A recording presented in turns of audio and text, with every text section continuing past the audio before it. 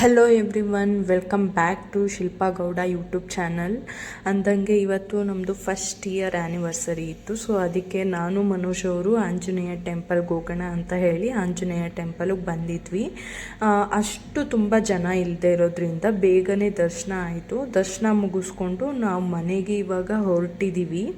ದೇವಸ್ಥಾನದಿಂದ ಮನೆಗೆ ಬಂದಾಯಿತು. ಇವಾಗ ಮನೋಜ್ ಅವರು ತಿಂಡಿ ತಿನ್ಕೊಂಡು ಕೆಲ್ಸಕ್ಕೆ ಹೊರಟ್ರು, ಲೇಟ್ ಆಗುತ್ತೆ ಅಂತ ಹೇಳಿಬಿಟ್ಟು ಏನು ಗ್ರ್ಯಾಂಡಾಗಿ ಏನು ಸೆಲೆಬ್ರೇಷನ್ ಮಾಡ್ಕೊತಾ ಇಲ್ಲ ಆ್ಯನಿವರ್ಸರಿನ. ಸುಮ್ಮನೆ ಸಿಂಪಲಾಗಿ ಮನೇಲಿ ಸ್ವೀಟ್ ಮಾಡಿಬಿಟ್ಟು ದೇವಸ್ಥಾನಕ್ಕೆ ಹೋಗಿ ಬಂದು ಅಷ್ಟೇ. ಸೆಲೆಬ್ರೇಷನ್ ಅಂತ ಏನು ಮಾಡ್ಕೊತಾ ಇಲ್ಲ. ಮತ್ತು ಇವತ್ತು ವೀಕ್ ಡೇಸ್ ಇರೋದ್ರಿಂದ ದೇವಸ್ಥಾನದಲ್ಲೂ ಏನು ಜನ ಇರಲಿಲ್ಲ. ಬೇಗ ಹೋಗಿ ಬೇಗನೆ ಬಂದುಬಿಟ್ಟು ಮನೋಜ್ ಅವರು ಕೆಲ್ಸಕ್ಕೆ ಲೇಟ್ ಆಗುತ್ತೆ ಅಂತ ಹೇಳಿ ಬಂದ ತಕ್ಷಣ ತಿಂಡಿ ತಿನ್ಕೊಂಡು ಹೊರಟ್ರು. ಈವ್ನಿಂಗ್ ಸ್ವಲ್ಪ ಸ್ವೀಟ್ಸ್ ತಂದಿದ್ರು ಮನೋಜ್ ಅವರು. ಸೋನು ಕೇಕ್ ತಂದಿರೋದ್ರಿಂದ ವೆಯ್ಟ್ ಮಾಡ್ತಾ ಕೂತಿದ್ಲು ಅವರು ಕೇಕ್ ಕೊಡಲಿ ಅಂತ ಹೇಳಿ. ಹನಿ ಕೇಕ್ ಅಂದರೆ ಅವಳಿಗೆ ತುಂಬ ಇಷ್ಟ. ಸೊ ಅದಕ್ಕೆ ಅವಳಿಗೆ 2 ಕೇಕ್ ಅಂತ ಹೇಳಿ ಮನೋಜ್ ಅವರು 2 ಹನಿ ಕೇಕ್ ತೊಗೊಂಬಂದಿದ್ರು.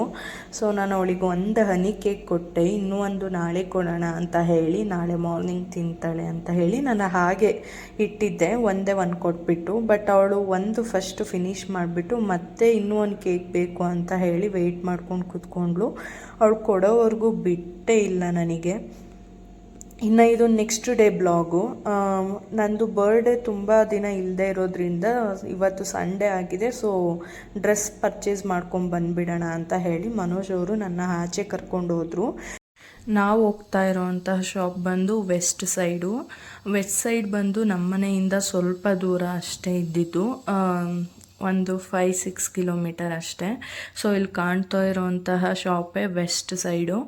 ಸೊ ನಾವಿಲ್ಲಿಗೆ ಹೋಗಿ ಮತ್ತು ಬೈಕೆಲ್ಲ ಪಾರ್ಕಿಂಗ್ ಮಾಡಿ ಒಳಗಡೆ ಹೊರಟ್ವಿ. ಕಲೆಕ್ಷನ್ ತುಂಬ ಚೆನ್ನಾಗಿದೆ ಅಂದ್ಕೊಂಡು ಹೊರಟ್ವಿ. ಬಟ್ ಆದರೆ ಒಳಗಡೆ ನೋಡಿದ್ಮೇಲೆ ಗೊತ್ತಾಗಿದ್ದು ಅಷ್ಟಕ್ಕಷ್ಟೇ ಕಲೆಕ್ಷನ್ನು ಅಂತ ಹೇಳಿ.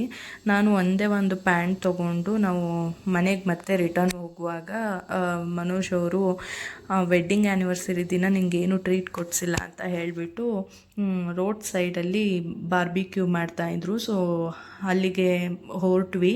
ಮತ್ತು ಅವ್ರಿಗೆ ಏನೇನು ಬೇಕೋ ಅದನ್ನು ಆರ್ಡ್ರ್ ಮಾಡಿದ್ರು. ಮತ್ತು ನಾನು ಫಿಶ್ ಬೇಕು ಅಂತ ಹೇಳಿದೆ.